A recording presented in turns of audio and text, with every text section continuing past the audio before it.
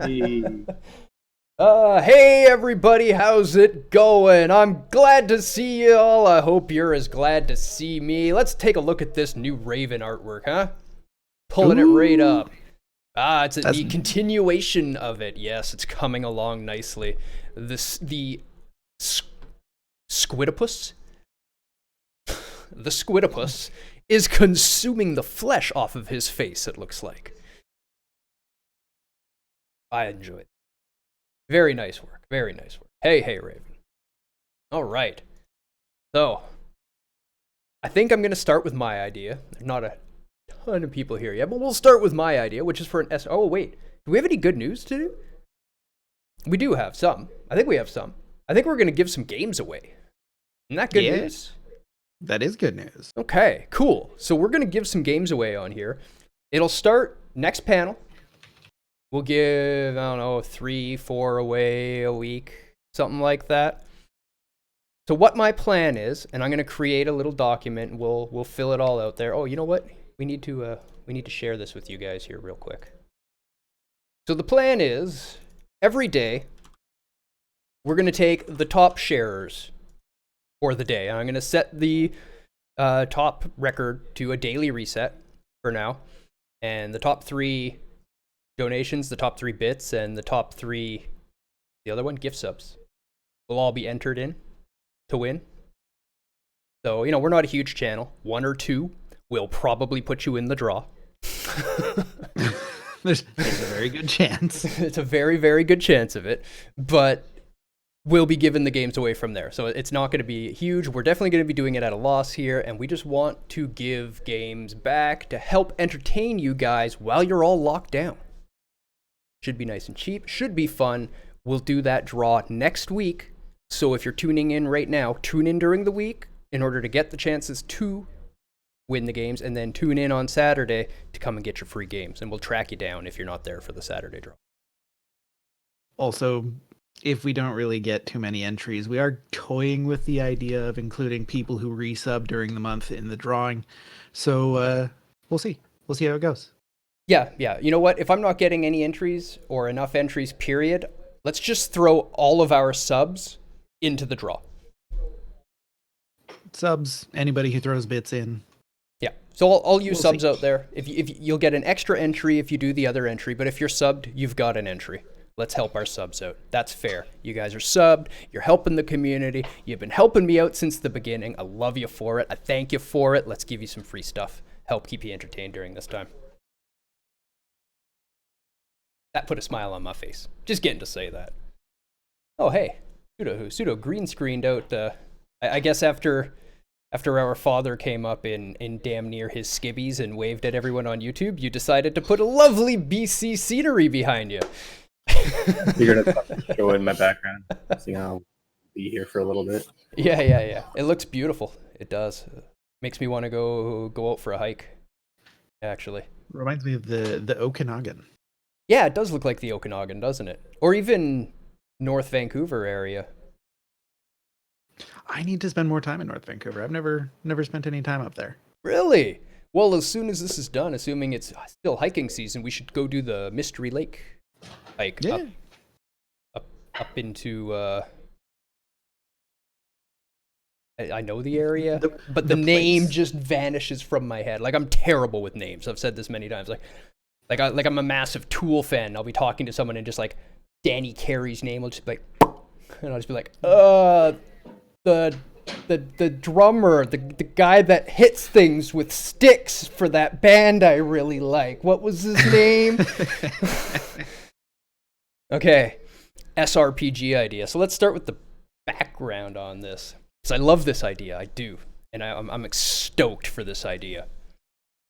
The original inspirations for this idea for me came from the era where I did a lot of pen and paper. And a lot of my game design influence that I do when I'm doing a game design comes from all the pen and paper experience that I've done in the past. There was a long section during, I think it was grade 10, where me and a couple buddies, every month of the year, grabbed a different pen and paper game and played it for like 3 weeks to a month. Well, we tried to. Some of them only lasted like a couple days. Like Mech Warrior, that one only lasted a couple days. I never even got to play the game. I just spent all day making my character, and then he died at the end of character creation. I went, fuck this. Yeah, that was not a great system. But this comes from something that I absolutely loved from the White Wolf system when we played a combination of Vampire, Werewolf, and Mage the Ascension. They all work on the same core system for initiative and turns, and the basics are the same, but then the specifics of playing each one within the system are very different, and that's why they're different books. But they kept it similar enough on the most core level that they work together, which is a cool idea. I love that idea from them. The turn system really, really, really emphasizes speed. Werewolves and vampires, supernatural, fast reflexes, stuff like that. They wanted this to be a thing in it. So what they did is they made it so that the person who finishes lowest on the initiative acts first, but performs last. Interesting. And I love this idea. So I've been trying to incorporate it in a digital way, so that essentially what this is creating is all your quick people will have the information of what people are doing when they perform their action. So it makes speed useful and important and vital. And I have some ideas to bring strength back and make it still useful, and we'll get into that later with this idea. But the core is speed needs more benefit. Speed needs information. We need that information happening. So, if we have my setting. Hey, Mr. Low, nanu. Hello. So my setting that I had in mind for this, because the first thing that comes to my mind with strategy RPG and speed and agility being the core aspects of it, is ninjas. Seems legit. So it was a ninja SRPG idea that I've been working on. You can put it in any setting, Cyber Ninja or whatever, but anything where speed is going to be a key aspect in strategy RPG is fantastic. I went back and killed that feathery fuck. Good job, sir. Yeah. Sometimes you need that catharsis in Sekiro. I got killed by one of them once, and I did the exact same thing. I was like, oh no way. You do not get to kill me. Okay, so we've got this idea for an SRPG where we've got ninjas. Let's see if I can do a stickman ninja.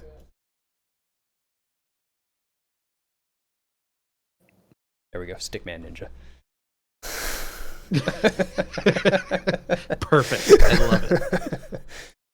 All right, we can move him around on this grid now, and we want to be able to make his speed worthwhile. So I don't know if many people have played many SRPGs, but normally it's like my ninja gets his turn, he's fast, so he acts first, he goes, hits the big strong guy, does a little bit of damage, he's left sitting there, big strong guy gets a turn, comes around behind him, blocks him in, and now he's stuck there, and his speed was really a detriment because he acted first, and now everybody gets to beat up on him.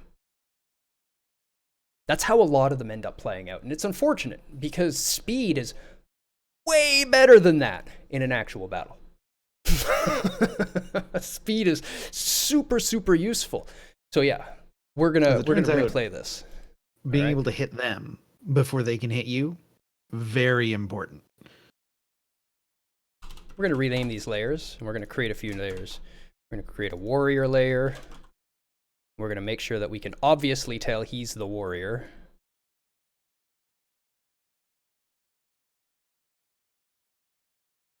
Oh, yes. Those are supposed to be little spikes on the top of his helmet. This is why we need artists for our games.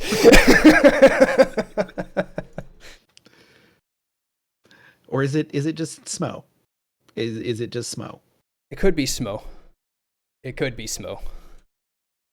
So we'll add a medium enemy with him, the Lancer.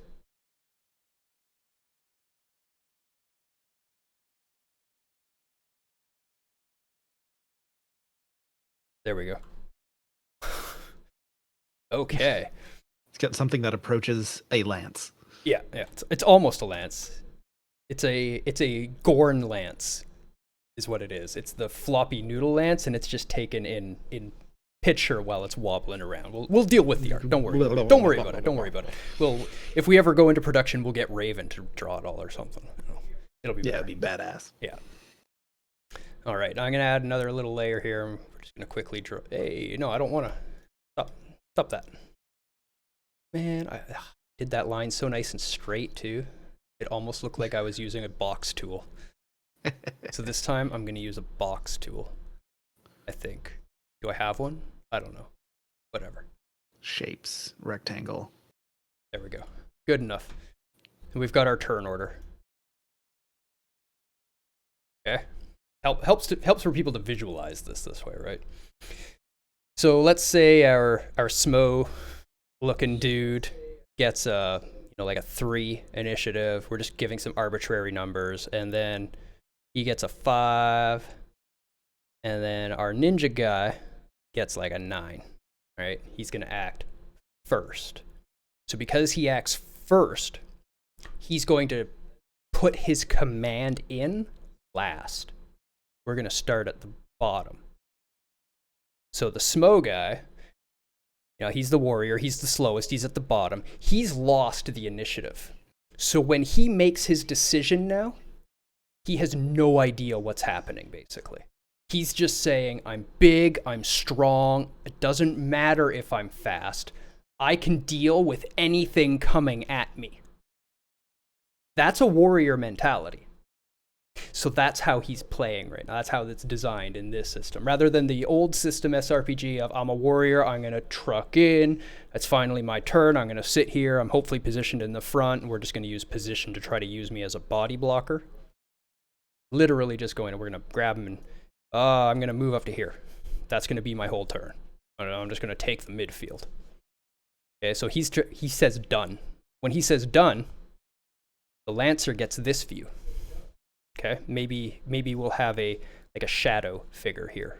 I don't have another layer to do it. The layer 5. We'll do the.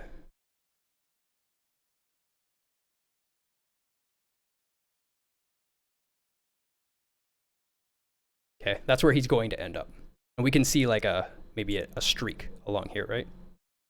And the Lancer is going to try to get in position, saying, "Okay, I know my buddy's teammates going here, so I'm going to move here." When he does, he's now given this state. Or maybe, we have speed now, so maybe he's here. Lancer moves faster kind of idea. Moves another square. Warrior catches up to here. Maybe he decides to stop here. Right? Then the warrior would and move up to there afterwards. So now, when the ninja gets to act, he's given this page. But he knows the warrior will eventually end up here and the Lancer's heading over here. So because of his awareness of battle, which is used in your initiative in most games, an awareness level, as well as a speed, he can react to their movements, allowing him to see what they're doing and react. And his awareness lets him have an idea of where they're going as he gets to act now. So as a ninja, maybe you can see he's going here and you're going to head here and use a ranged thing on him. Maybe out of range kind of idea. Now all of a sudden, so the biggest drawback, let me drop that font just a little bit. A little big. Slows down the game. SRPG are already slow. We have to make this recognition that it is a slow genre of game. 2 points to that, most players don't mind a slow game if you're a fan of the series, fan of the style.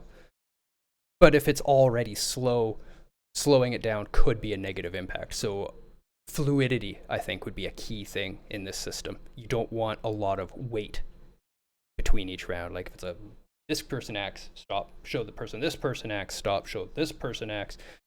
I see it like as I'm moving in a fluid manner along this. Either you can use a grid system or you could use a pixel system where each pixel is a set distance, and then you can use a speed of each unit so that you can move varying distances across the grid. That creates a basic time underlay. And then you could use the time to replay the event, right? So you've got this one unit tracked. We go back to base time. We know that up to this time, this unit's acting, this unit takes this much time. It allows you to move slowly, fluidly, and see things replay around you as you're doing it. I see some wheels turning there. Yeah, there are many wheels going at the moment. This system, I feel like, would lend itself to a transistor-like interface. If you spent any time playing Transistor, I did. I love that game. It could actually work in an action-style game as well, which would be very neat.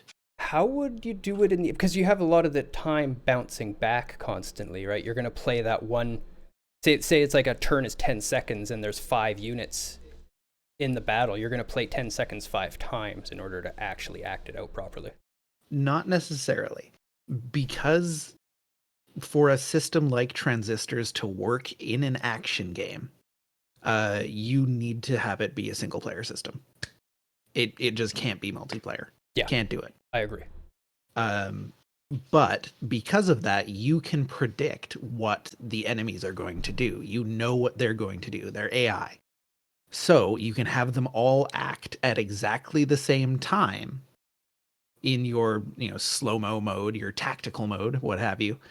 And you can, scrub forwards and backwards through 30 seconds or whatever of time, know what the enemy are going to do based on your movements, and be able to manipulate the battlefield that way. You basically get a little preview of what the enemy is going to do while you're in your tactical view.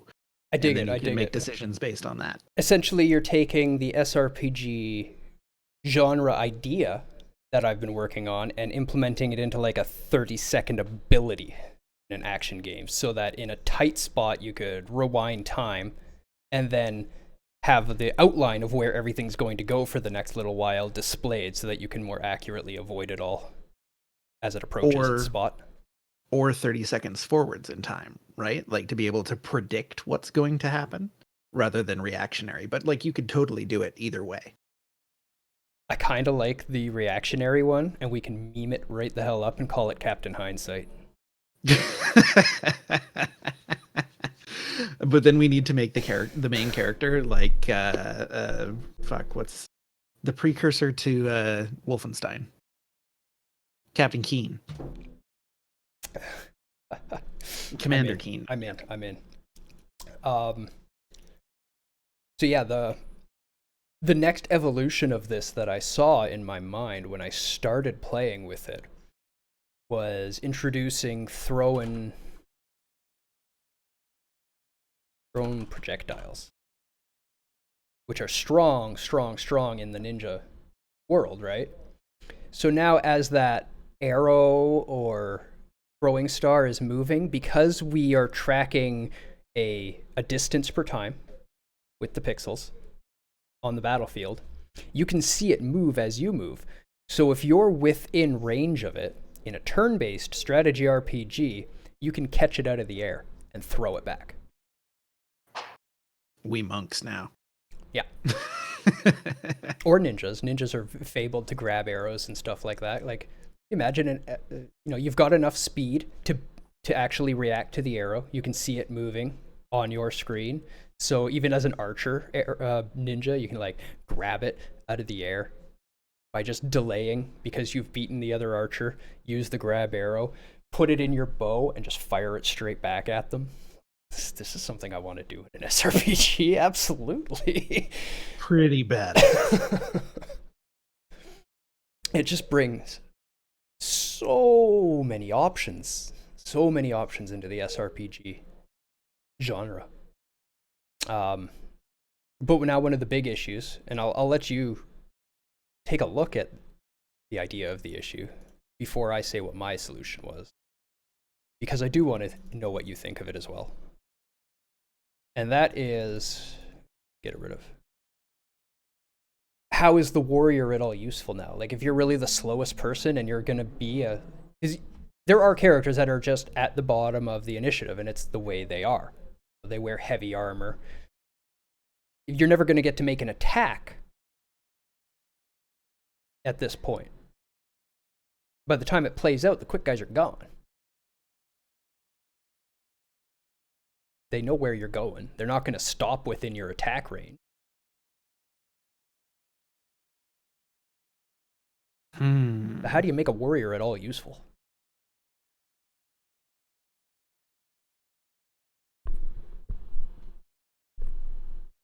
Well, you could make attacks stop movement. That is one way that has been handled in other systems, like namely the D20 system. That is one thing you could do. I don't think it's a particularly good solution. One popular trope in SRPGs is the return attack. So if anything attacks it, you also get to attack them. Which makes some sense. I don't mind it. But again, the return attack, I feel, is a very passive thing, though. Yes, I agree. And giving the player more opportunity to exercise control within the game is better. I absolutely agree.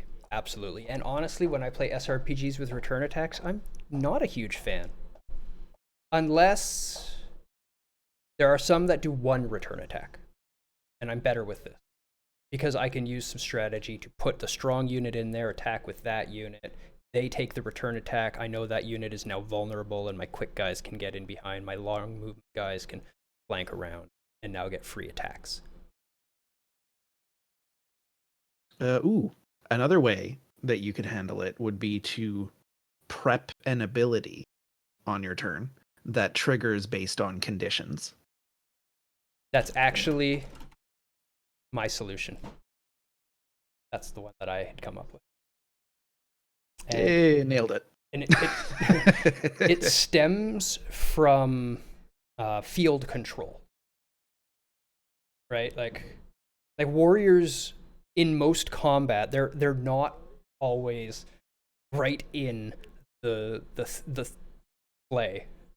A lot of people don't want to fight them one-on-one. They are the best one-on-one fighter. So what they do is they hold an area. They secure that place. They protect places. Warriors are often protectors.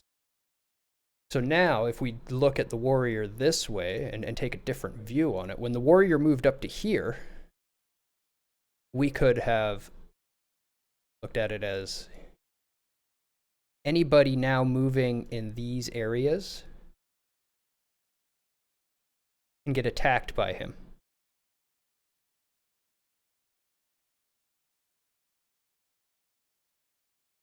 So as soon as anything enters that grid, they are subject to the attack from him and or whatever ability it is. It could literally be, in the making attacks, stop movements, maybe not an attack, but an ability to block, to prevent anybody from moving through that space.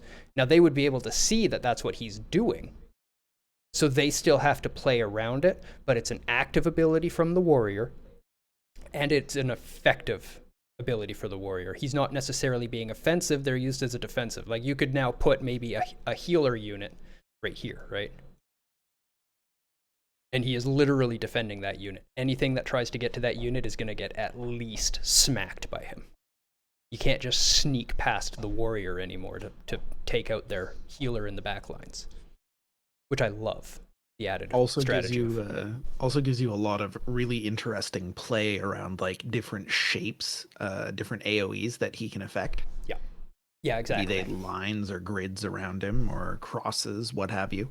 Yeah, I also, for a more offensive idea, you could use more offensive ranged type weapons like, a giant flaming hook on a chain could be a cone attack in front of him where it has enough range to reach things and hit things. Well, and if you want to allow like manipulation of other units on the field, dragging them around, pushing them away from things because they're the big, heavy, strong unit. Yeah, exactly. limiting the area. You know, like we're not forcibly limiting the area. Like when the ninja goes, he's not unable to go in these areas. He just really doesn't want to go in those areas. Can. It's just a bad idea.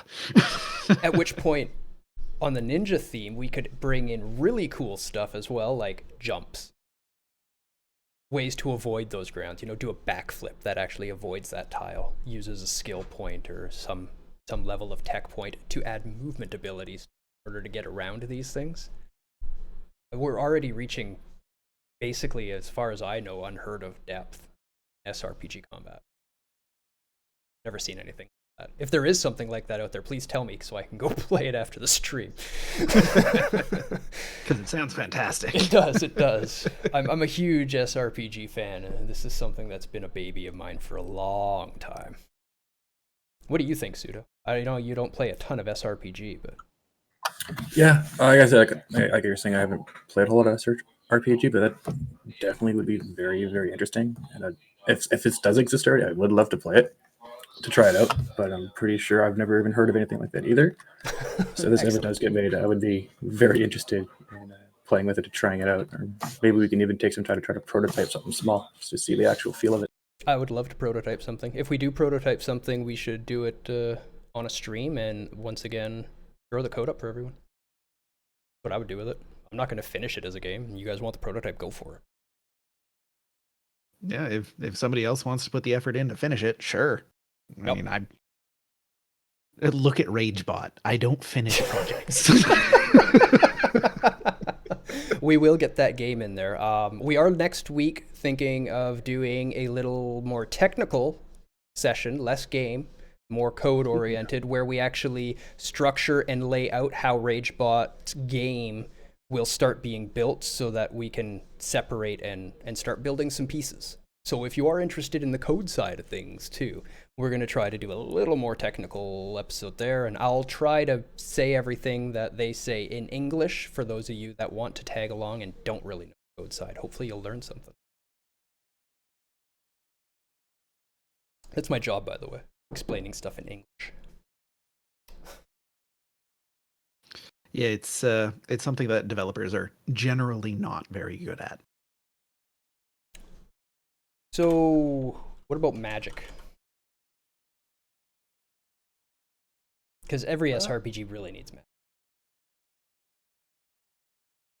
Interesting idea based on the speed focus of this system. Maybe different spells have different speeds. Yeah, I'm 100% on board with that. Casting speeds. Since we have that innate timing mechanic in the back to create a real combat feel, they start casting. Once they put in the command, everybody that acts after them is aware that they're casting. They have started casting from the beginning of the combat still, because everything starts at the beginning of that round. But only if you're more aware than the wizard, the mage, the caster. Only if you're able to beat them on the initiative are you aware of what they're doing when you act. Plus, it in addition to casting speeds, actual mechanical speeds of the spells themselves. For instance, a big fireball that's going to like land way over there and explode, probably going to travel pretty slow. Yep. But if you're just calling up like a lightning strike, as soon as your cast is done, it's instantaneous. Exactly how I was saying. Well, maybe instantaneous. Gwyn's lightning was definitely not instantaneous and still super flavorful. Yeah, but you can also say that like that is a different variation. Like Totally. I'm thinking a lightning bolt from the sky. Yeah, I got what you were thinking by your... Yeah, it just happens. Yeah, no, totally. That's the very difficult one to dodge. Yep. Yeah. I think that's basically a basic SRPG system broken down. Any ideas? Anybody else got things they would want to see? Or we also have to think about potential gotchas and catches. Right, magic casting speeds is not just for offensive, right? We need offensive and defensive, and what you just said. There we go. Typing hard. I know how to spell it. It was just my fingers wouldn't do it. Oh, trust me, I know all about that. What we were just talking about for the speeds and everything, and not just casting speed, but travel speed works on both the offensive and the defensive side. I think that really just covers it. And you want to beat that caster in. Absolutely want to beat that caster in initiative for that round, because that could be disastrous. So here's a thought. Would we want to allow multi-turn actions? Yes. How would that be represented? See, I think the spells, I would definitely want some of them to take more than a round to cast. Yeah, that's exactly what I was thinking too. I like the idea of like having your mage just be rooted in one spot for like 3 turns in order to get some gigantic spell off. Yeah, and you have to defend him for that time. You know, he can't be knocked around, he can't be beaten up, he has to stay alive, but probably unhit even, since, you know, you try concentrating on a spell for 30 seconds while you take an arrow to the chest in the middle of it. You're gonna be distracted. Just a touch. Just a touch. So that was, you know, at this point, spells need to be grandiose, right? This is now a risk-reward system, is what spells become at that point, which is our favorite type of system in a game. You have to protect him for 3 rounds, but if you do, his target is probably dead. Or probably at full health. Yeah, or everybody's back at full health on your, you know, everybody's taken well care of, or something really like, you know, turning in the combat has happened. That's required. The reward section, right? You make spells exponentially more powerful when they take that long. So how does it play out? Okay, so initiative rolls. Mage is somewhere in the middle. Warriors go and do their thing. Mage gets his turn, says, I'm going to take 2 steps back and start casting this spell.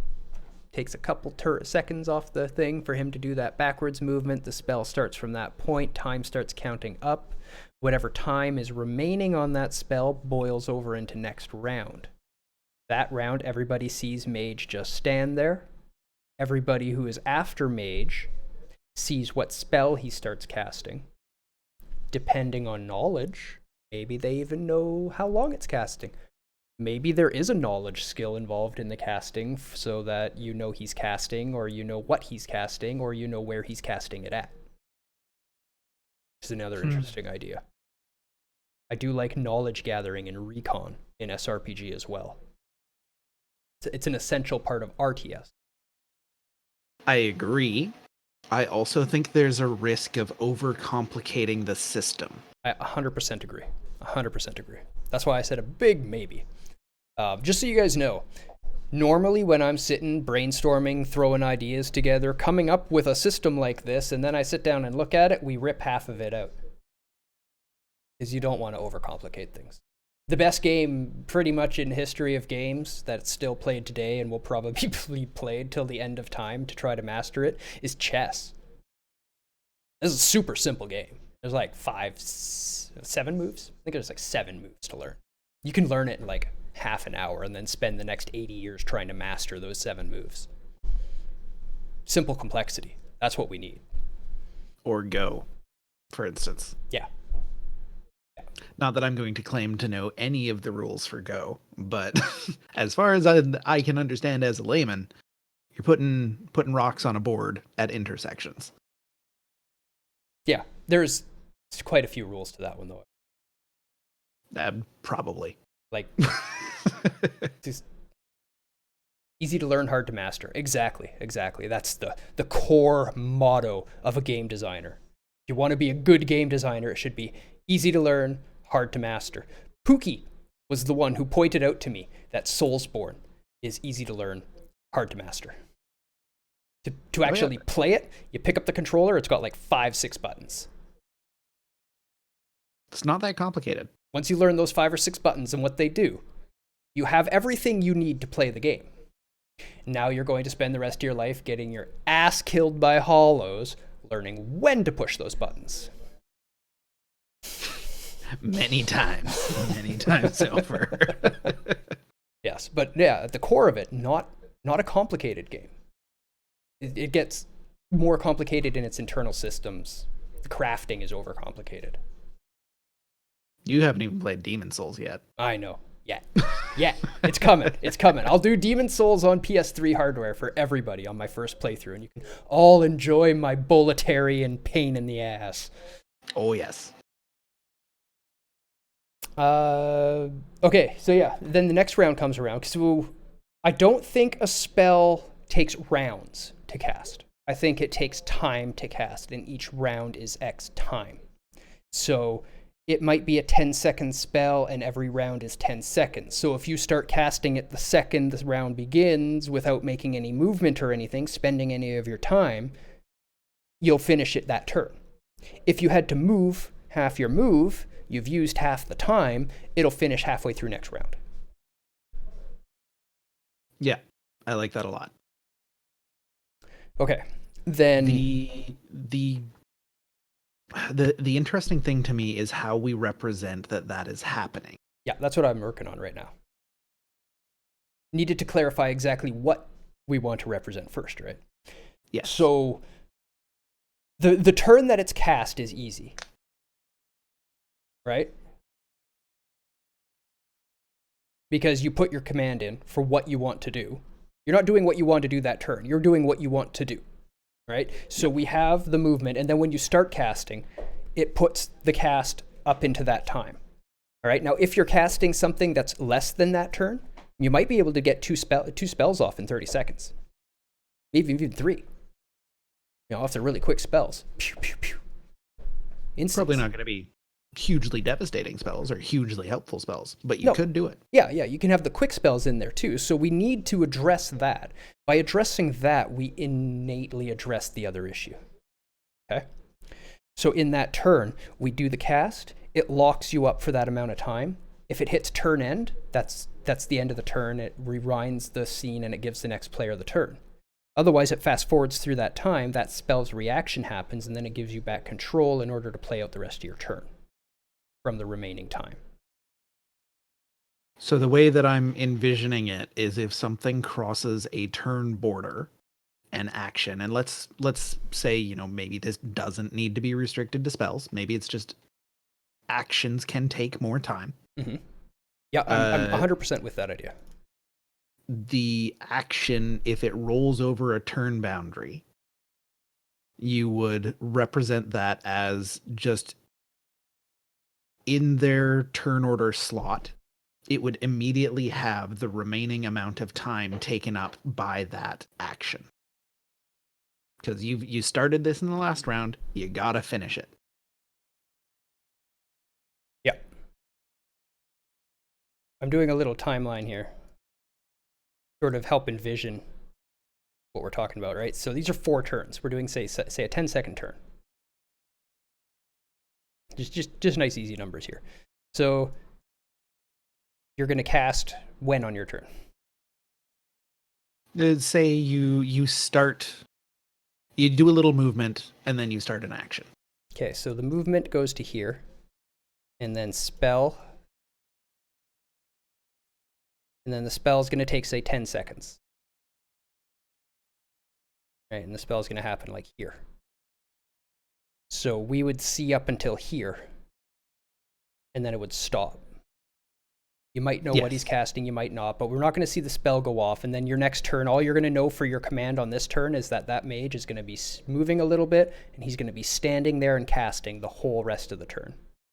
It's not going to happen this turn. He's going to be working the rest of this round, and probably more. We don't know how much more. And then once the turn order is run through once, I'm imagining that first, couple of seconds, whatever value it ends up being, will just be auto-populated onto his little time slot. Then you know that he's going to be there, even though you may be at a lower initiative. You know that he's there. You know that he's casting. Yes. If you've lost the initiative to him, you've acting before him, you have no idea what he's doing for that 10 seconds.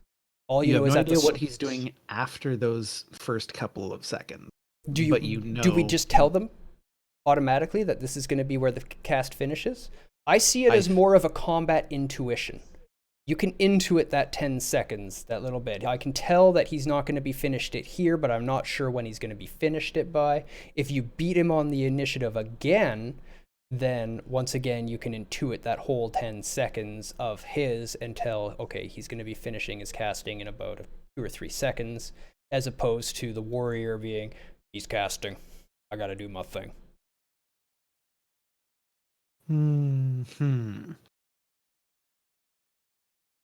As somebody who doesn't play a lot of SRPGs, my initial thought was to represent the action that has taken this time as finite.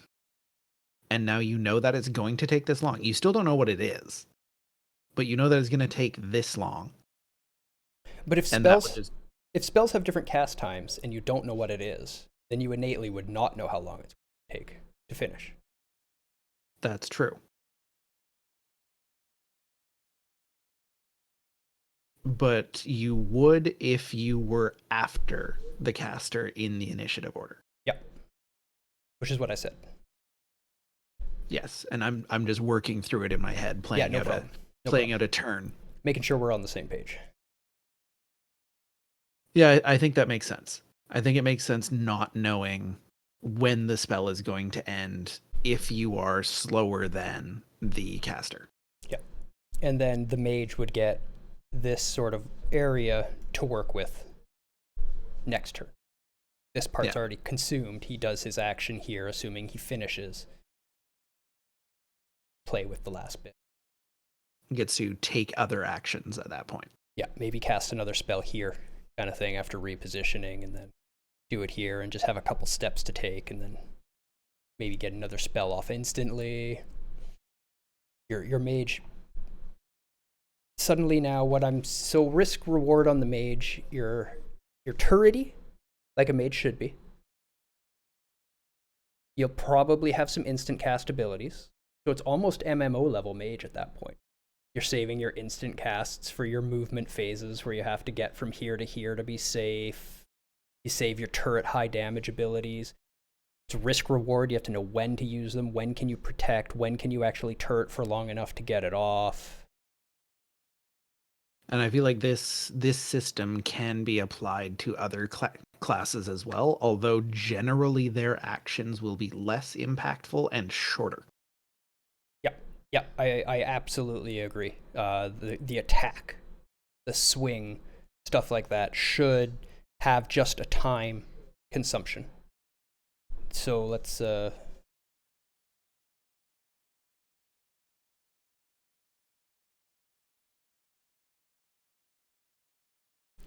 I really like the idea of time being a resource in this system, where this attack might do more than that attack. They don't cost anything to do, but this attack takes 3 seconds to do, and this attack takes 5 seconds to do. This one swings it above your head a couple extra times, but you get a bit more momentum. Totally unrealistic in real combat. I understand that. I'm going very gamey on that one. But an idea. So what would melee combat between two warriors look like? Depends who wins the initiative. So if you have a really, really slow warrior that always loses, I'm a big fan of some level of customization of unit. So you would be giving him and training him abilities that would be all about, you're expecting him not to win the initiative. You're expecting him to lose. So he's going to be mostly defensive, mostly area protection, mostly responsive, mostly reactionary abilities. Whereas if you have one that wins some and loses some, he's right in the middle kind of range, you might take some reactionary abilities and area holding abilities, but also some activated offensive abilities for actually engaging and fighting with most likely other warrior types that he's in initiative, whereas you probably wouldn't want to have him swinging at the super fast ninja that's backflipping through shit, because it probably won't be there when he time he swings. Very true. So my thinking then is we should only allow one prepared ability per turn. Yeah, my view is the prepared ability would probably be like a cast time, but it's more of a trigger time. So he's going to be turret for that time frame, or maybe not. Maybe some abilities aren't turret and it just has an area around him as he moves. That's an interesting strategic view, but let's go basic first. He turrets, and anything that enters the radius around him during that turret time triggers it. Or other conditions, like Yeah. if you have a pull them to me ability, you probably want to trigger that when they leave, etc. Yeah, that's a great idea. If anybody tries to get away, we can hold them in. Yeah, I like that reverse use of it. Triggers. I love triggers in games. They can just be used in so many ways to represent so many different mechanics with one basic system. So then do we want to say that if you have a prepared ability active, you cannot take any other actions after that or during that trigger time? Yeah, that's basically my view. Except for maybe the odd one that says you can move during that time. Oh, and then you can have that grid moving around combat, or that area of influence moving across combat. That actually is a really good idea because that allows for formation movements. My immediate thought was cavalry. Yeah. But I just now saw the formation movement where the warrior does his first moving along as a tank, maybe with shield up, blocking all projectiles for an area because you have to cross a gap. And then as other people get the turn, they move perfectly behind him. And then by the end of it, you just see this big group moving across the opening, being blocked by the warrior. Yeah, that could totally work as well. Lots of strategy there. Lots brought in to the game. So then, damn, I want to play this. If we had again these two warriors, and they started off right next to each other. Okay. The warrior that has lost the initiative would probably want to initiate some sort of basic attack a couple of times. Hey, Rift Kick. Hey, Rift Kick, welcome.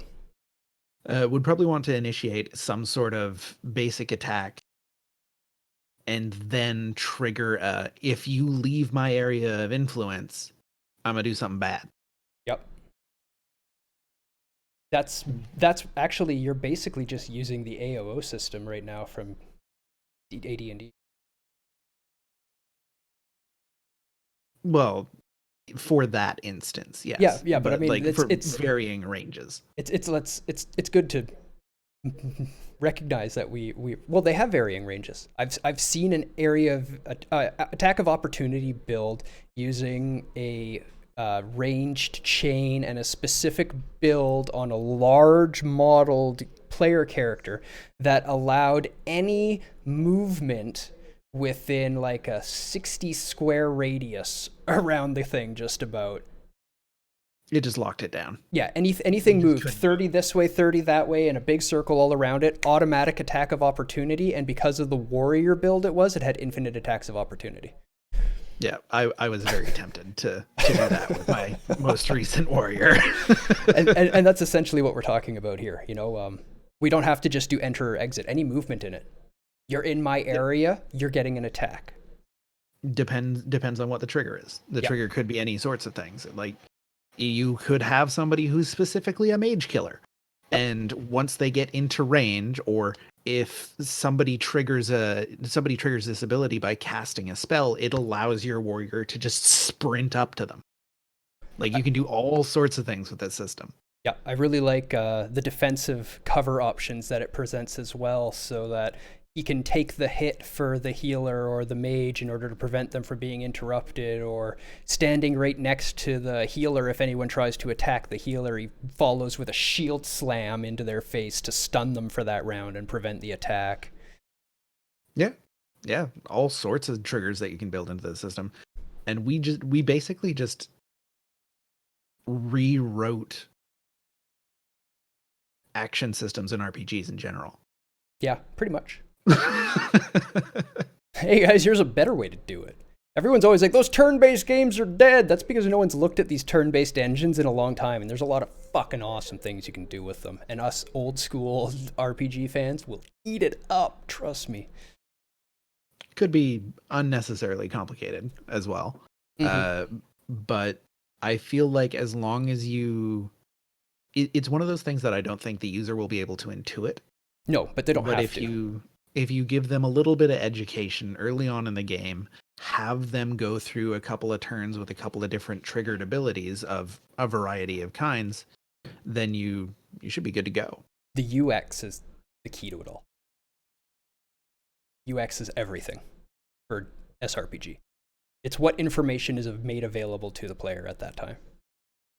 If you have the right information all in front of you and things are displayed in an understandable and easily viewable manner, you can do it. It'll make sense. Coming from like JRPGs, the old JRPGs I used to play where you get like zero information. It's just, here's a bunch of people, put in some commands. Stuff is going to happen in some order. You start learning stuff like that, and then you get to the newer era with like Grandia is one of my favorite ones that uses the time system that I'm talking about. Even an attack takes time. You use attack, you take time to run up to the unit and back. The time is actually used, and things are continuing to move as you move around on the field. It started to get close to replicating an actual battle in turn-based manner. You know, everything pauses when a turn starts. You know, they're halfway here. They're clearly coming to hit that person. Okay, what am I going to do here?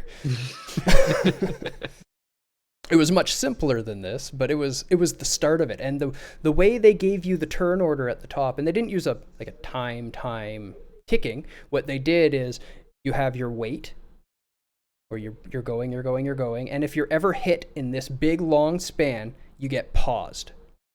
Then you get to act. Act, you put in your command. And then you put a calm.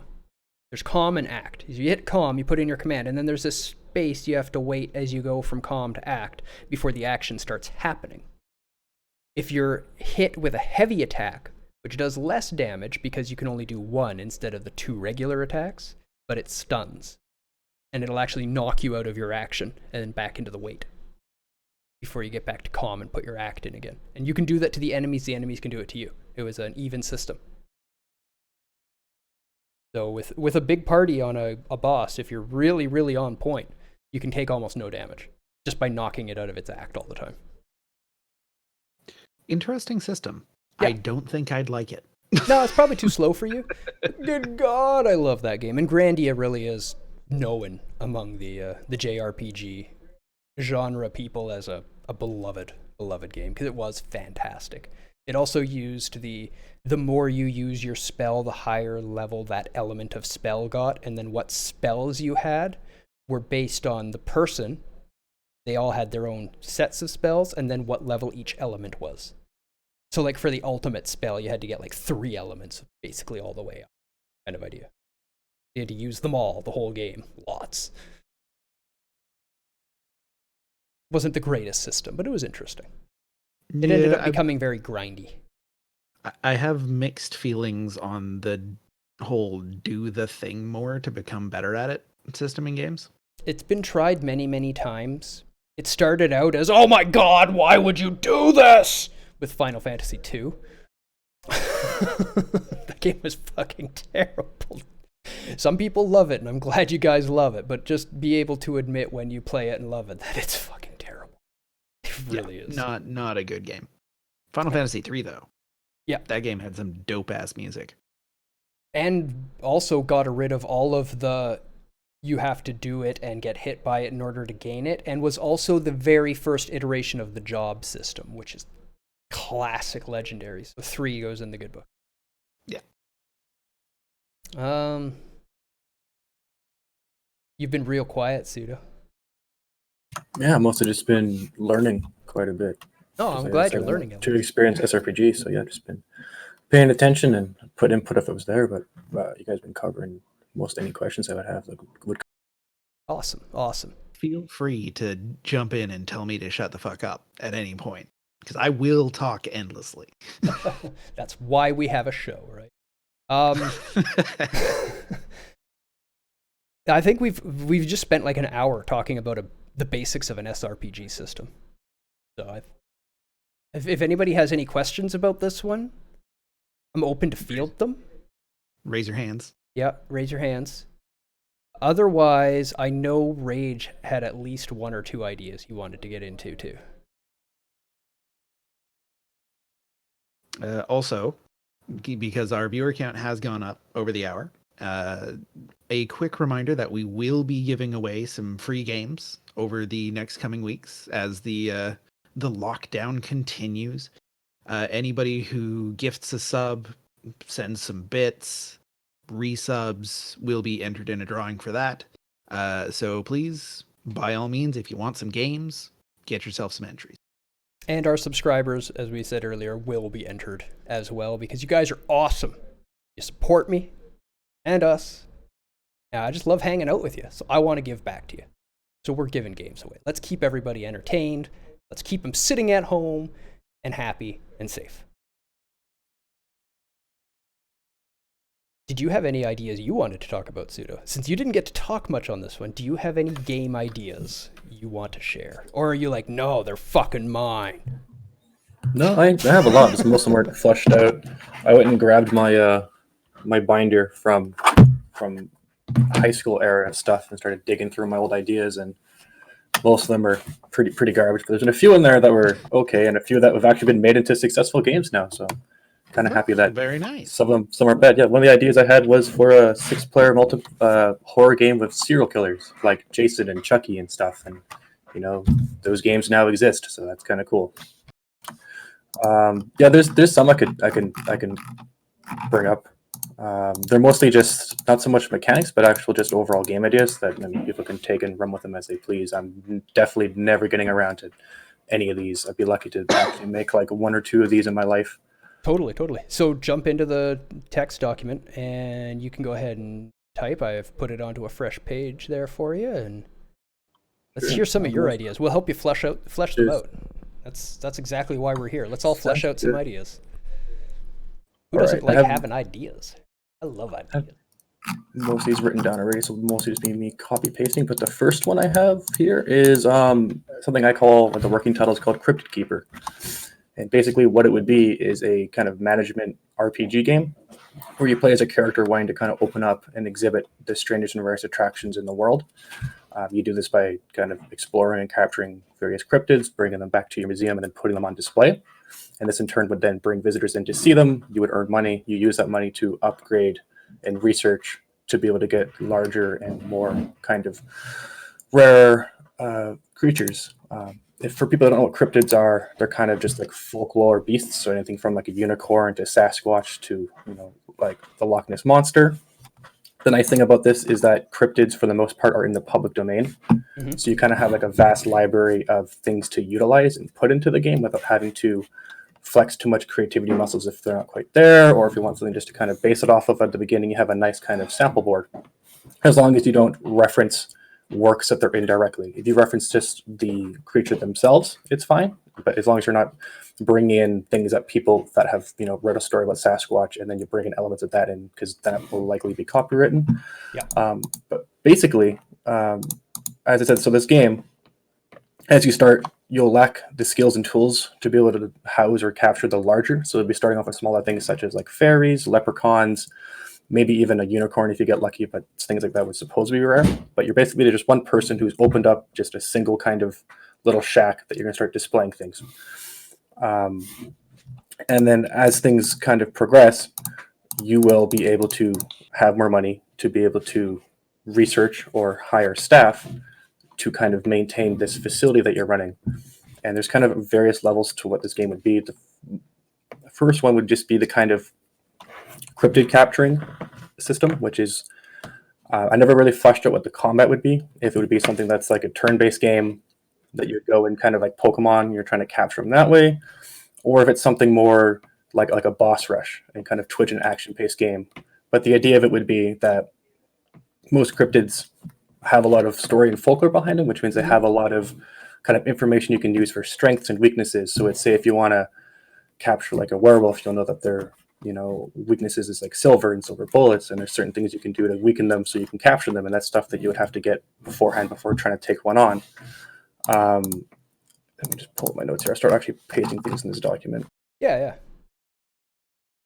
So, as that guy who is terrible at coming up with his own ideas but loves refining them, one of my first thoughts was immediately to go to like an almost Zelda-ish combat system for capturing the monsters.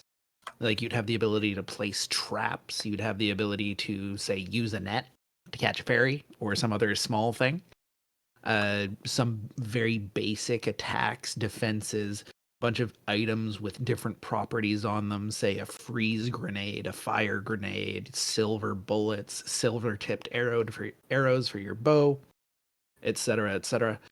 And it would keep development time and sort of mental involvement in that side of the game at a reasonable level, and allow you to have a way to take that movement and that sort of interaction system and also use it in your management side of things. Because you can just walk up and hit A on stuff and be like, okay, I'm going to pick these things here and we'll buy this new tool, etc. Where do you get these items from? Sure. If it's a management game, are we like? Is there base building to this? Because there must be some base building if we're building a museum. So are we also getting our own facilities in order to create these items, or are we just buying these items from a town? Or yes, so I'll dive into that a little bit here. The way I envision this, sorry, I was trying to read my notes there. The way I envision this, it's more like 2D bird's eye view, similar to Stardew Valley. Yeah, that's kind of how I was seeing it actually as well. Yeah. So then, as I was saying, that not 3D Zelda, like Link to the Past. Yeah. That's what I was picturing from you saying that too. Yeah, when you brought that up, I was like, oh yes, I meant to bring up the 2D bird's eye view, and I liked how you brought up using like the bow and using different ammo with it, and like that's stuff that would definitely be on par with what it being right here. So yeah, as you said, so base building. So you start off with just yourself, and I'm just going to dive into the kind of game progression notes I had here. So I'm going to copy those in quickly.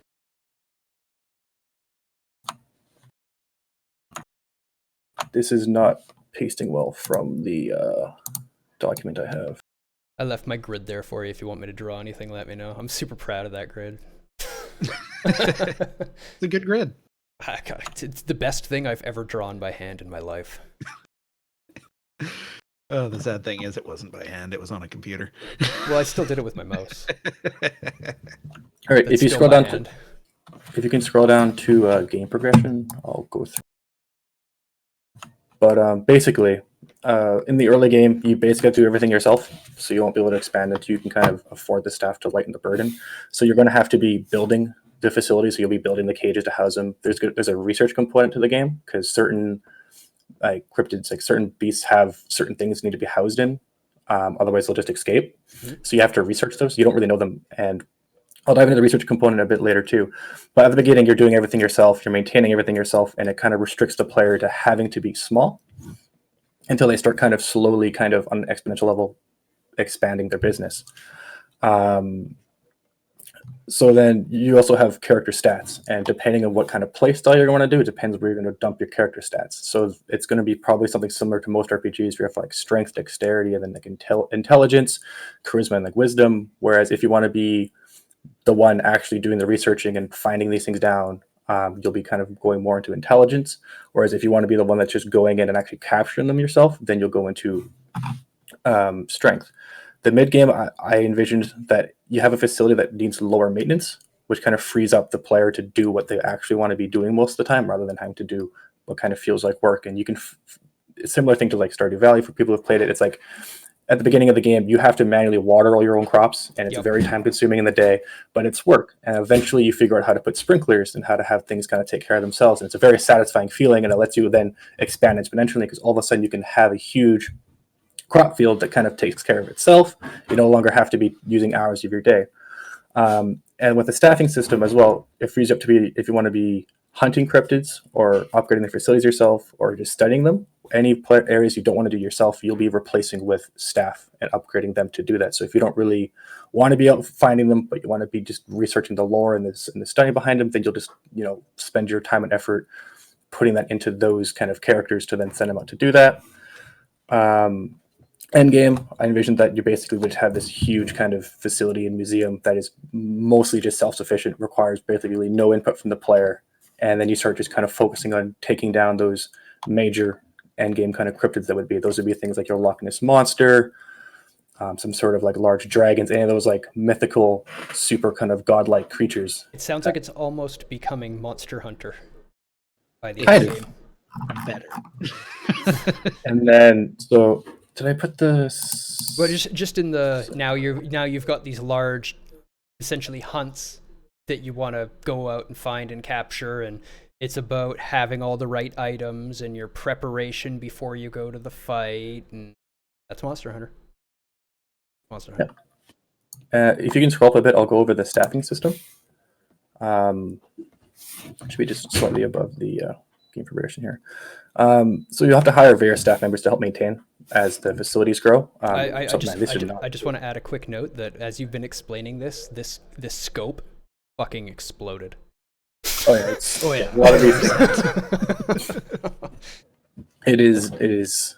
Yeah, it's also not very fleshed or trimmed, so there's a lot of stuff but that's the nice thing about game design. You start with like a huge brain dump, and then you just cut like 80% of things and trim out what would be the best thing to focus on. Absolutely. Like I was telling them before, normally when we do a game design, you start with ideas, and then, you rip out like 3/4 of them so that you don't have an overcomplicated, overscoped piece of shit. Yeah, it's usually, starting with more ideas. It's easier to remove stuff than it is to try to add stuff later on without like shoehorning in things too much. Exactly. When they're added later, they don't fit with everything. They're just sitting on top, and they feel shallow. Yeah. So staffing system. So beast tamers. There's to be various subtypes of these for specific beasts.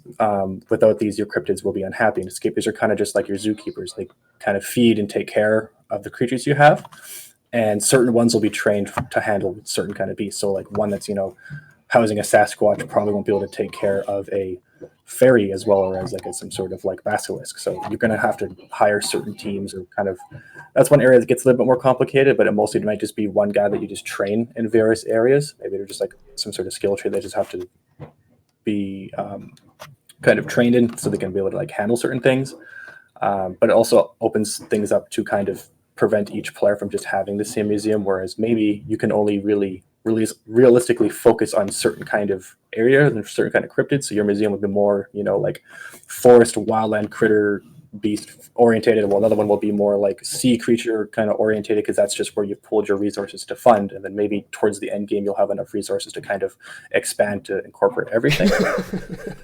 Yeah, it gets but I said, like, you start big, cut it all out. You can just have, Beast Tamer do everything at the prototype. Can we have leaderboards though? A multiplayer component I was going to put in there was the ability to, similar to Animal Crossing and Stardew, was visit people's museums. I like this. And exhibits, because then another part of this is a lot of these are going to be rare, and it's kind of when they visit, they have to pay the admission, and it adds to your pocketbook. That would be hilarious. I like that. It'd be cool, especially if you can like incorporate something where like you have like a bestiary index and you're just not aware of these creatures unless you've seen them. And then if people come visit your thing, they get the bestiary index, so they're aware of it, but they have to pay to be able to go in and see what you've captured. So if you capture some super rare thing, people are going to want to come to your exhibit to see it, so they have it in their index, so they can go try and find it. Yes, and Fred? in order to do the research, you have to be able to get time with that cryptid. So now there's a reason for you to be able to go into somebody else's exhibit and just spend time studying it. Yeah, I love yeah, it. for sure. I love it. But when you were talking earlier about the different beast tamers and everything, I had this like completely out of left field sim hospital or theme hospital moment where everybody, all the beast tamers have different perks and flaws, and they're scared of different things, and like some Bigfoot breaks out of its cell and wanders into the wrong area, and beast tamers are shitting themselves and running all over the place, and crowds are freaking out and scattering, and you're like trying to get beast tamers to go and capture this bastard and put him back in his cell. And, well, I've been smiling the whole time envisioning this.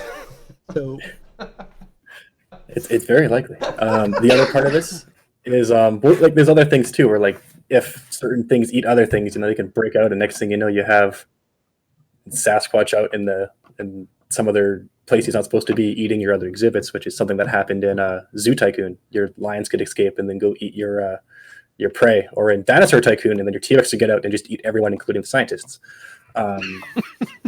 So yeah, speaking of which brings my next point: the researchers. Or in that aquarium with the octopus that actually was escaping its enclosure and eating other exhibits at night while no one was there. Right. Yeah, that was happening. So yeah, with the researchers, these allow you to unlock the technology needed for capturing and housing cryptids, as well as research the cryptids themselves. So there's kind of like the two components of, hey, what are these things, and how do we get it? And then the second part of, okay, we got it, how do we keep it? And then, so there's two parts of those things. And once again, like depending on how complicated and vast this person want to make it, it's easier to put complicated ideas on paper rather than actually fleshing them out. There could, of course, be the subtypes in that as well, where certain researchers just can research certain kind of themed cryptids. Like I said, like ones that are underwater, or ones that are in like woodlands, or ones that are in like different kind of areas. But in general, the theme is just you have to figure out what these things are before you can even get to it, and be able to craft the items you need to actually take it down, as well as be able to craft the facilities to get it. Did you want to say something? Yeah, off of the beast tamers, where I was talking about like a simple perk flaw system for them, where essentially any beast tamer could really work with any beast, but some of them are going to be really good with certain beasts, and some of them specifically should not be around certain beasts. That simple like 2 perk 2 flaw, where it's really ridiculous and arcadey and just joke meme type perks and flaws would work great with not just the beast tamers but the researchers, where this guy might be really, really good at researching this type, and he could research anything, but he definitely shouldn't research that type, and it's going to be random whenever you get one.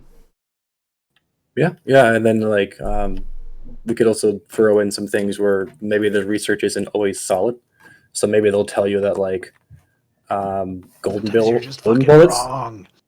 Like the golden bullets are the things that'll weaken a werewolf, and then you go and unfortunately find out firsthand that was fake. And I like the idea that your research can fail, and I like the idea that you will still get a result even if your research fails.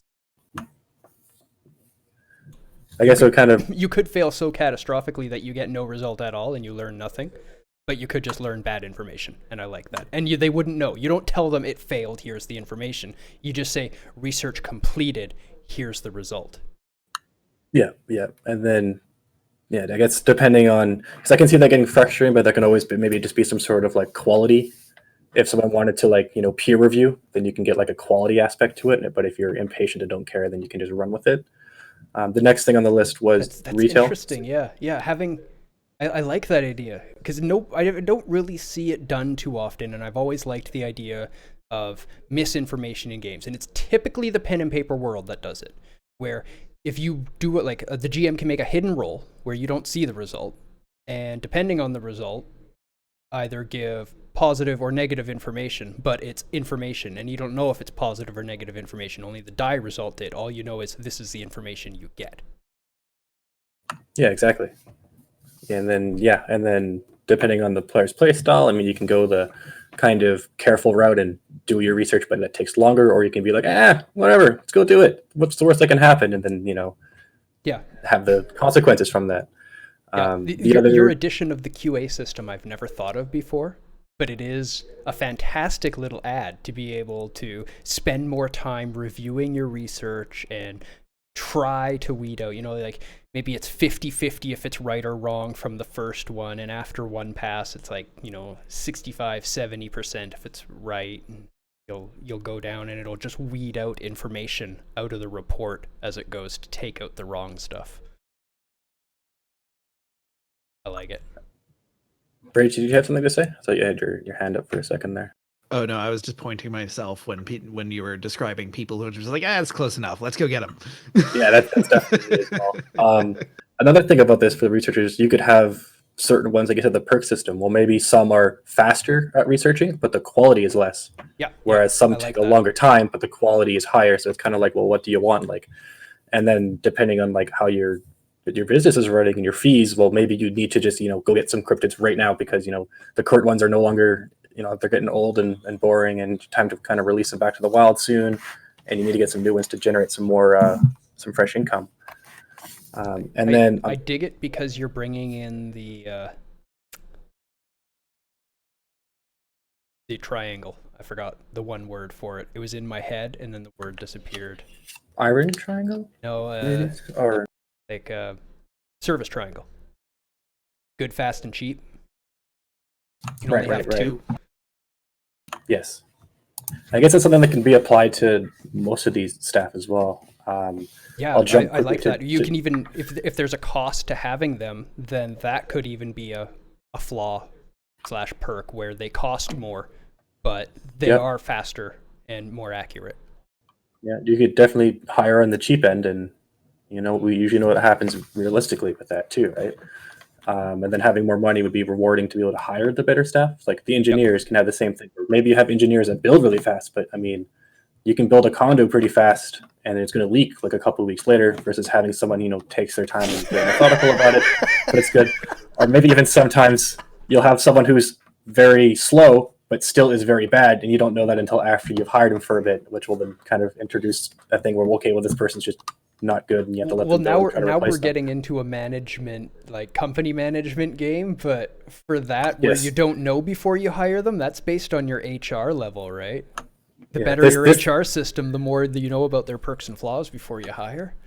This definitely suffers from that too many genre hopping, way too complicated to ever realistically be made kind of thing. But it's also one of those things that these are always the most fun to plan and build because they're the unicorns that will never actually physically exist, but they're just so much fun to fantasy. Let's talk about one quick thing real quick on that point. And it's one of my favorite things to talk about. It's one of my favorite little points, and it's a really interesting thing to remember and how it fits out here. Two of the greatest SNES games ever created, Secret of Mana and Chrono Trigger, were never planned to be made as Secret of Mana and Chrono Trigger. They were made as one game so big it could never fit on an SNES cartridge. They planned it for the SNES CD. Planned in partnership with Sony. That's why they had it. We know how that turned out. Yeah, that went and died. And then they were left with this huge mass of work going, what do we do with this? So they just went, you're one game and you're one game.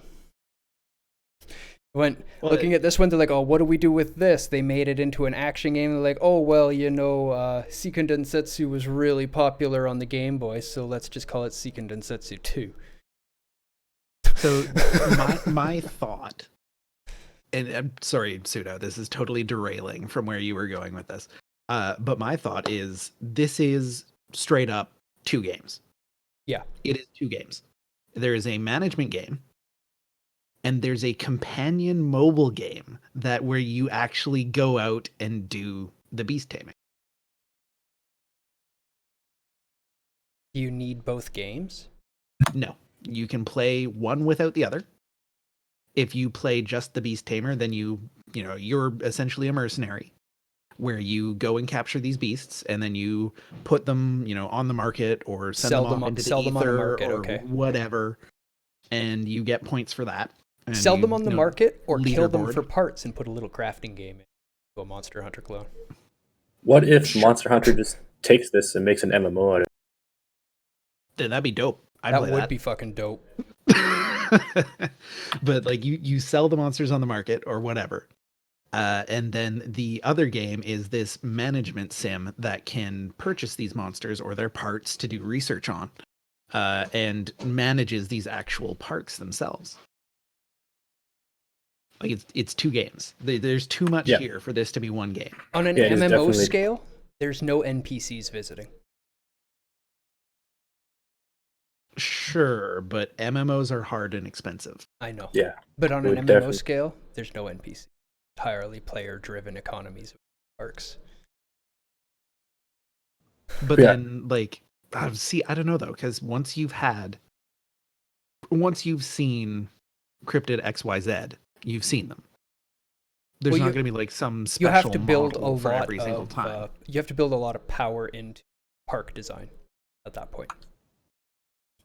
I think there have to be some, at least, revenue income that wasn't directly players, because then starting the game when the game is older, and a lot of people in the late game would be very difficult because everyone would have either seen the cryptids already, or like they would just go to someone else's, right? So it's something like that, or that maybe you put in some sort of restriction where they can only have so many, and then that way end game people only have end game ones, and then starting people only have starting ones. But MMOs get way too complicated. And that's actually a really good idea. I like the limiting idea to fix the MMO problem, because it does create a need to visit multiple for diversity, and then just create a requirement to see them.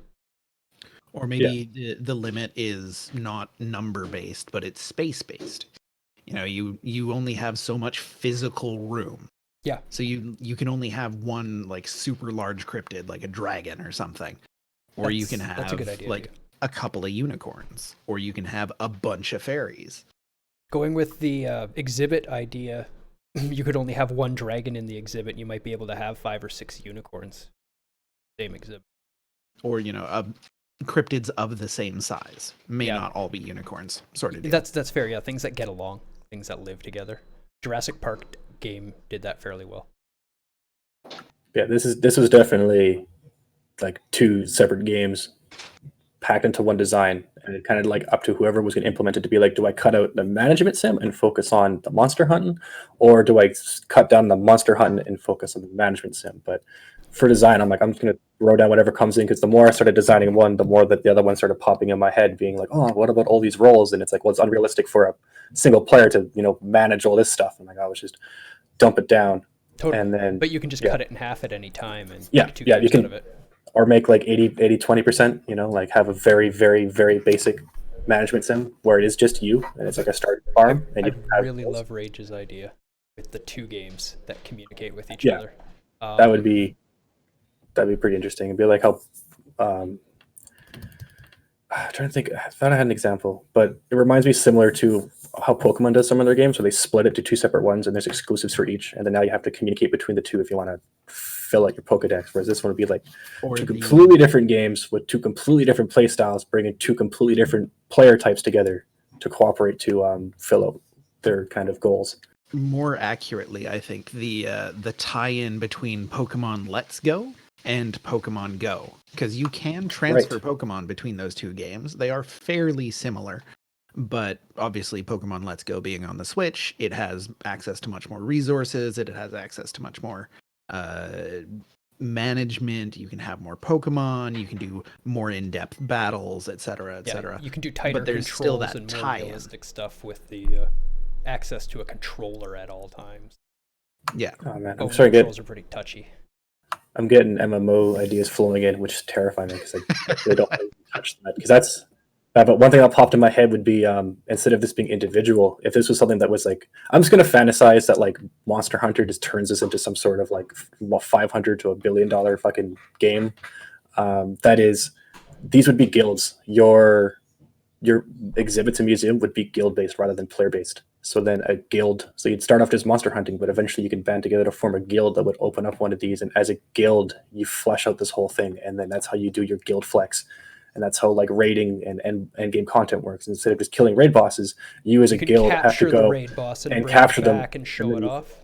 And then you have the thing to flex and show off. So if you get capturing is much harder than killing. Oh yeah, or like maybe you can't even kill. Like some of these end game stuff will just wipe you completely, right? Like maybe that's what how it is. WildStar wanted to do, and they were working on it, but they died before they finished it. Where there was this large 40 versus 40 guild base versus base combat for a PvP system where you could capture raid bosses as a guild and use them as weapons against the people attacking your fort. I miss WildStar. I really wish that was like. Yeah, I loved WildStar. Wish it stayed. I loved that game. They had some really bad design in some of the areas, but general fucking love. Yeah, I'm going to scope this back to just the management sim part, and then the other part of it was like a lot of these can just be completely cut. Like retail is something I just threw in like half-mindedly, which is like, oh, you can have a gift shop, and generate some extra little money. Costs a little bit at first to build it, but then you know what? It's an over time will generate more money and maybe even some more visitors to your park, more exposure. A bigger one that's more needed was the tour guides. I like the tour guide idea. I think the gift shop is fine, but the gift shop just needs to be donate this bit of space to a gift shop. Yeah, it's done, it's and it starts generating income based on how many people visit it. Yeah. And then tour guides is one of the things I put more effort into, which are they let you charge more for the park because they actually at the start people will just show up, pay some entry fee, kind of walk around for a little bit, not really stay very long, and then just leave. Whereas tour guides, people pay for entry to the park and then they pay for a tour guide to take them through and explain everything to them. And then your tour guides, well, like you said, will have either a perk system or level system where better tour guides can have a larger party size, which means that they can, they're worth more per tour. So on a daily basis, they're generating kind of more wealth. So as you get more and more money, you can hire better, train better tour guides, give better tours, make more money that way. I already talked about engineers. You can hire staff and mercenaries. At least want me to jump to marketing real quick. I just wanted to say something for that one. I just had an idea for it.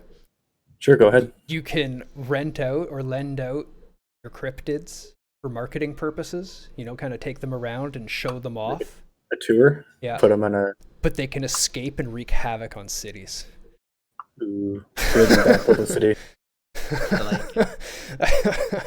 I just had this King Kong moment of like your cryptid breaking out in the middle of showing it off and just tearing through a town. Like, yeah. And they got to go back and capture it. Costs you time, costs you effort, costs you money for repairing the city. Yeah. It'd be good marketing, though. It really would be good marketing. It'd be all over the news. So then, as I was saying before, you can also hire or staff mercenaries. So you can kind of do them as a one-off to go and capture a certain cryptid. Maybe this person's, a lot more of an upfront cost just to hire them for a one-time goal. Like, hey, can you go get me this? And I'm like, okay, sure. Well, that's going to be, a bunch of money. Or you can just hire them to have them with you and train them with you and then put them in a party and go. But it's one of those things where it's like the complexity just starts getting way, way too bonkers. But it's like for whoever would ever end up making this, it's stuff they can cut and choose. They want this to be like a turn-based party system game. They wanted this to be like a multiplayer co-op game where, you're just playing with friends to capture these things. Companion game. I love the companion game idea. I really, really do. It's a daunting project though, because you're committing to making 2 games. Well, I mean, you can do one or the other first. These don't need to happen at the same time. No, totally, yeah. Like you make your mobile game. It's pretty fun. It's fun enough to do a hunt while you're on the toilet. And then you say, hey, that sweet little mobile game that we made that you've just been dicking around with? There's a management sim now. Come check it out. Or vice versa. If you make the management sim first, everybody's managing their parks, and they go, hey, you ever want to actually go capture these monsters? It comes out a year later or whatever. Totally doable. I think it works better mobile game for doing the hunts and then open up a marketplace where they can start selling those to the new companion game, where they can make buildings to show off the stuff that they have hunted themselves or were hunted by other people, at which point you bring in a tagging system so that when you see the monster, it also says who caught it. Yes. I like that. I like the bragging rights. Yeah. Who doesn't want bragging rights? Yeah, everybody wants to flex. I caught that. Like, it's unfortunate in WoW that there was no tag on the Hand of Ragnaros, because the crafted item gets fused with another item and a new item gets created and the tag gets wiped off. Otherwise, there would have been 5 Hand of Rags on my server with my name on it. And everybody wants that. Yeah. So the last one here was just farmers, which is another one of those like not too important things that can be cut along with like the vital ones, where if you want to cut down on costs, you can grow your own food to feed cryptids. Probably not really necessary. That's probably just going to be like an upkeep cost for cryptids that are thrown in there. But I think that would just get cut out entirely in my mind. It doesn't even fit thematically. No, and then the real estate's going to be way too important to do it. Yeah. So we touched game progression, we touched staffing. This was mostly started off as this sim game, and then as I started doing it more, I'm like, oh, it'd be kind of fun to go get your own things. So I never really fleshed out any sort of like combat. The only thing I really fleshed out was mostly just the like research behind getting it. But it definitely doesn't have to actually be like a one-to-one player. I'm gonna go do this. It definitely could be you do all the research. You have a little guy. You suit him up a bunch of stuff, and then you have like an under the hood percentage of success, and then you just like send him on out, similar to how like let's Shelter. I do love this idea. Okay, I do love this idea. Let's stop for a second and think about it, because we said that it would probably be best to start with the mobile game and then build this so that the mobile game has a place to start selling and showing off the stuff you've caught, so that if it's the cryptid you caught and it's a good one and you didn't sell it, you kept it for yourself, you could put it right in the middle at the front entrance so everyone can see it, kind of thing, right? Because you're doing the layout for the place as well. I could definitely see the people that really like the mobile game being like, oh, I want this other game so I can start doing this. And if it was a good enough management game, it could start drawing people in where they're now buying off of the market, and now they're definitely thinking, I don't want to have to pay for all these. They'll pick up the mobile game. Yeah. I mean, it doesn't even have to be exclusively mobile. It could just be some like cross-platform, even like browser-based or that's true. Anything like that. That's true. So, but let's think about that game. So how do we make that game interesting? How do you make that game in the first place? What's your input method? That is the most important question to answer, because the initial idea that I had of this very simple, Link to the Past style interaction with it can be done on a touchscreen. Not well. Stardew Valley, not great, but it can be done on a touchscreen. If you want it to be everywhere and be able to, just do a quick hunt while you're on the shitter, rather than being this big, fully featured, essentially Monster Hunter clone, then it has to be mobile. It has to be on Switch. It has to be on whatever Sony's doing for mobile shit these days. And it has to be on Android and iOS phones. What is Sony? They're still the PSP, aren't they? Yeah, the Vita, I think, is still alive. Oh, right, the Vita, I don't know. Yeah. Man, that's so old. I'm surprised they haven't pumped anything new out yet. They don't Yeah, need maybe. to. Japan still sold on the Vita. And they But, do quite well on the PS4. Yeah. I feel like very simplistic controls.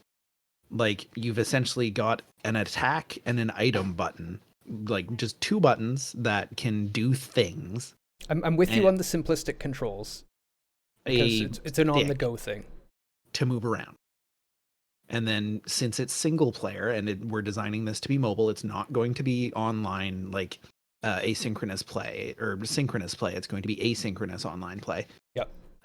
You're going to have some sort of inventory of tools, And I'm thinking on, something with a controller, something reasonable, you'll be able to just like hit a button, go into your inventory, pick what your 2 buttons do. But on mobile, like, it's a little thing up in the top right corner, you put your thumb on it and the game pauses so that you can choose what you're going to do next. Because everybody knows mobile games and touch interfaces, not great for accuracy. I agree. I don't like the real-time thing on the mobile. I love pause time. I love the pause time. I've always been a big fan of pause time.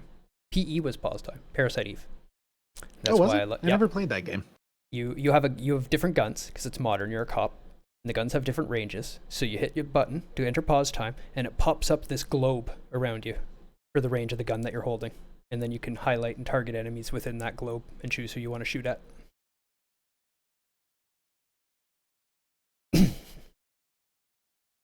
And her art reminds me of the ones you showed me the other day. Yeah, that is her. That's Pookie. I think you might have known that, but artists. Oh, okay. Yeah. No, that was totally Pookie. Yeah, but back to the interface for the game. She's good at that. She did skip tracing. She'll find you. Back to the game. I feel like if we've got a very simple system like that, where you've basically just got a couple of buttons and moving around on a 2D plane, now you've got something that can be played on Switch. It can be played on mobile. It can be played on the Vita. It can be played, if we were thinking that maybe a console release is appropriate, it can be released on consoles and PC as well. But like, that's kind of, you'd have to build a bunch of like greater visual fidelity and more mechanics and stuff. It would just, I don't feel like it would translate well to PC. I agree. Well, when you talk Monster Hunter clone, it doesn't have to look like Monster Hunter to be a Monster Hunter clone. It could totally keep the Zelda look and feel and just have all sorts of different items where you have to know ahead of time what you need for this encounter and bring the right stuff. Yeah, but I'm thinking that's more just like menu driven. Yeah, no, and it is. It should be. It basically is a Monster Hunter, right? It's all the menus before the game. Well, it's menus, but they're spread out all over your home base, and it's annoying. Yeah, it's dumb. We all know this. But like, it's something simple like that, very simple input method. The question then is, how do you monetize on specifically mobile devices? Because people on mobile devices are trained to think in the freemium model. They want a free game that then they can choose to pay for things in it. But people on, say, the Switch, the Vita, whatever, are trained to have a one-time purchase, and then that's it. Yeah, so I think I'd be nervous about making it for mobile. It's just like how cesspool the freemium models become, and how it's almost just mandatory. Like, you can't have a game that costs more than a couple dollars in the store. Otherwise, it's just not going to see anything. But I mean, you can have the same game on any other platform, and it's fine. You would be basically relying on its popularity on handhelds and the other systems and desktop and stuff like that to drive attention. And that would bring people to realize, oh, I can also get it on my smartphone. And if they're already a fan of it, then they can play it on the go as well with their phone. But I don't see the smartphone market being the driving force behind the sales of the game ever. It's more of a side. Really? I could see it, but well, exactly the opposite. The smartphone market is enormous. Yeah, but and the console this isn't market what is they're looking relatively for small. usually. This isn't what they're looking for normally. I'd like Stardew Valley, which was probably one of the games that inspired me about this the most, because it's a 2D top-down kind of management, was on PC first, and then expanded to about everything. Now it's on phones, and it does it fairly well. My girlfriend actually plays it on her iPhone quite a bit. I think more than she played it on any other device, including her Switch. Does it fairly well, but it can start off on the PC, and there's no reason why this couldn't just be built on a PC, because a lot of management games are PC orientated, and it's a lot easier for people to kind of click around and do that stuff. And then if needed, then it can translate to, hey, there's a mobile version, or maybe even do what some other games will do. They make a companion app where, okay, well, we can't have all the features of it, but you can still do, quite a bit on the phone. You can still, manage your your museum, you can still, organize hunts, you can still do stuff down, but on kind of on like a light level or light version level. But I definitely envision this at least just being PC first. So, do we feel like there's enough here to make it work on consoles and PC as a casual game? Like specifically the monster hunting? I think it would have to be a percentage of both, depending on what went first. And it seems to be, since it's the one I was most pointing out was the sim. So I mean, if it was 80% of the management sim and then 20% of the monster hunting, but it was something that maybe you don't have to completely do. It is something that's possible. It also could just be something that is a little bit less, like closer to like 30-60% share, and then you just cut out and keep it very simple at the very beginning, but maybe start implementing more things depending on what the community likes more. If the community likes the more hunting the cryptids, and then they don't really, more the player base doesn't really care about management sims, and that's where the focus goes. Whereas maybe a lot of people like the management sim thing, and the hunting the cryptids is just kind of like an afterthought they're kind of annoyed with. Then maybe you focus more of your attention there. But it's one of those things where this is one of those games that was just, it's way too big in scope to like be like a realistically option. It's just something that maybe some people can go through and be like, we're going to take this and this idea and run it with it my thing, or we'll take here and here and here. It's kind of just turned into like a repository to be broken down and kind of separate into hopefully a bunch of other people's games. I think we could expand on the Zelda LTTP clone hunting idea with item preparedness and crafting to the point where it would be popular on an indie style scene. It's going to be about making a good fluid combat experience at that point, though. Yes, 100%. I feel, and this may be incorrect, that there is a larger market for a casual action game than there is for something with this much depth of management. I may be incorrect. No, I'd say you're probably fine. There's definitely a larger market for that. There isn't too much of a casual management audience too much. Mostly if you're going to be going to management, you're going to want that depth in it. It's just one of those things where, like, as I was thinking about this, like, like the combat is something that could, stand on its own, or we could put that in. And games like it's a good example, and I know Daniels will be able to speak on this too. Like Stardew Valley is a farming game, but there is an actual combat system to it. There's a whole part of the game where you go through the caves, and you don't actually have to do that if it's not something you're very good at. When I started first playing, she didn't like the combat. It was kind of hard at first, so she just didn't do it, but she can still enjoy what the game has to offer, because this is more like sandbox orientated, where it's, at least when I initially thought it was a sandbox, to the point of you basically just build a bunch of tools and then the player can do what they want. And that's why there isn't much for story in here, because I'm like, once you put a story in, you start having to direct. There's no need for story here. Yeah, so it's just like, all right, here's things to manage cryptids and all this other stuff. Do what you wish. But no, I'm with Rage. How do we make it interesting for the smaller scale? Let's think on that for a little bit. I mean, it's hard because it's definitely not a small scale thing, right? You have to cut everything out of it, and then. Well, no, just the hunting part. Just the hunting part. Just hunting part. Just the companion app idea, hunting part, on a smaller app as an initial release to bring attention, and then opening up the place for them to sell and show off the things that they've been catching. And like release cheap. Release for $10 to $15 US. That's even expensive on mobile, isn't it? No, if we're doing like consoles, if we're thinking put it on Switch, put it on PC. Yeah. Then $10 to $15. Well, if we're focusing on those consoles and not the mobile, then it becomes like I see it like more of a real time. No, I got it. Have you ever played Scorched Earth? No. That sounds very familiar. It's an old it's basically the original inspiration for Worms, I guess. But you couldn't move, and you get kills, and every round you get Yeah, you aim, and so going back to your idea where it's a little slower, but real time, and then when you go to make your shot, you hit the button and you choose what you do. Having the idea of having to have different ammo types, so you hit that button on the top, and your different ammos that you've brought with you come out there, and you just choose one, and then you use your thumb to draw a distance and an angle. The distance is the power, the angle is the direction of the shot, and then you hit release the button after you've chosen the ammo, and it fires. Almost like an Angry Birds idea as well, and then goes back into the real time, so you're using the bows to go and hunt these things, or ranged weapon to go and hunt these things.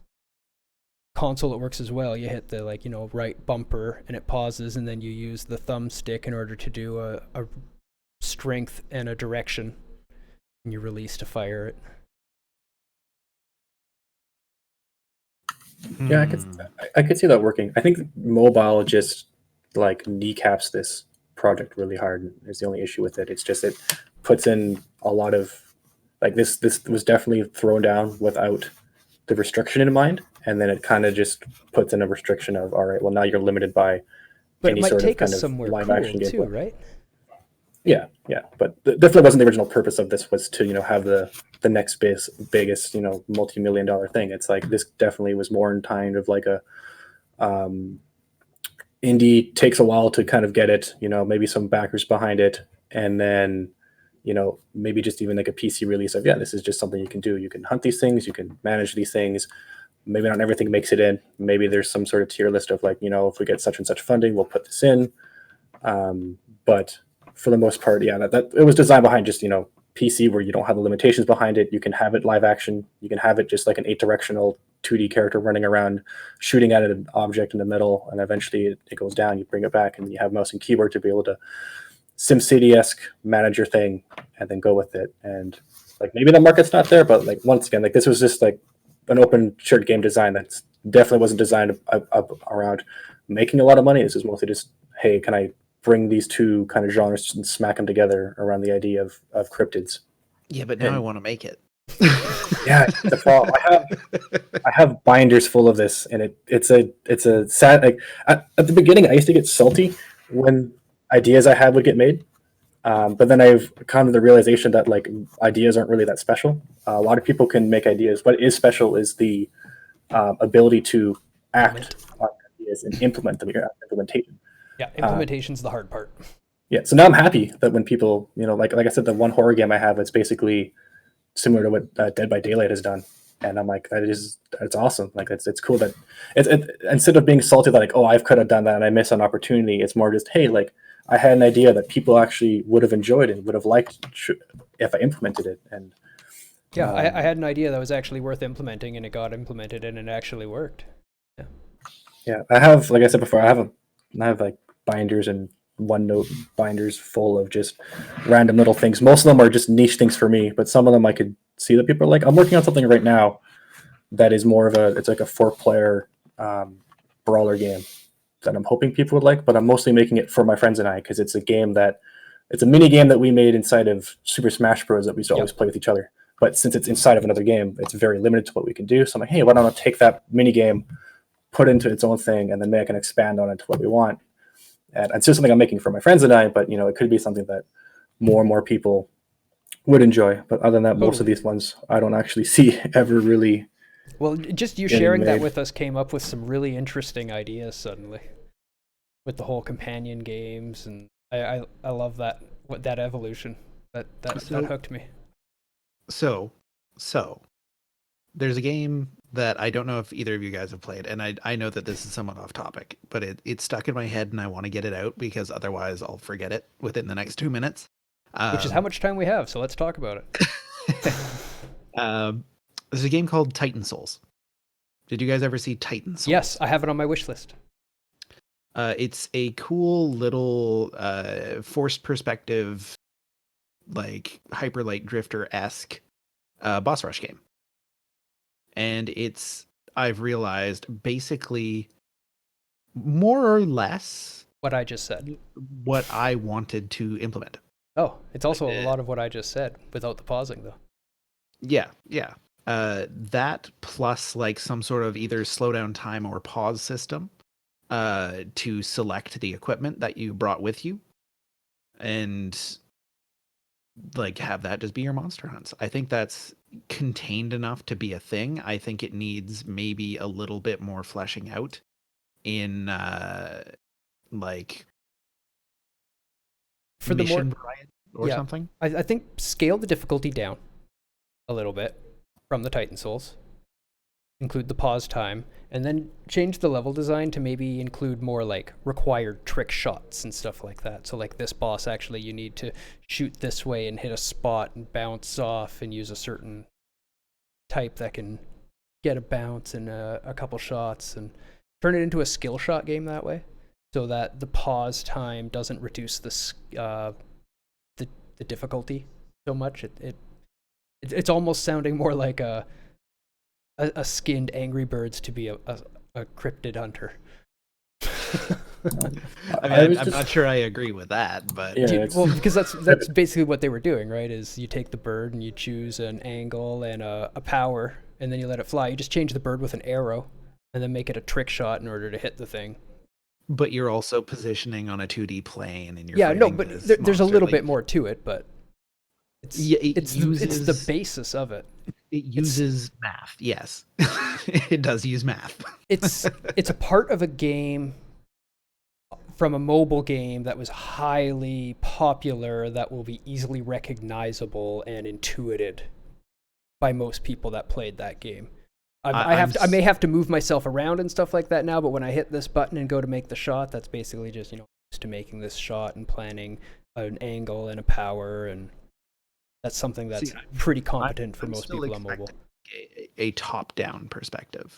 Yeah, so I'm not really getting the Angry Birds comparison. The Angry Birds is sideways, right? But yeah, it's a bird itself. So if we top down and we hit the button, now we're launching an arrow from our top-down person's starting point.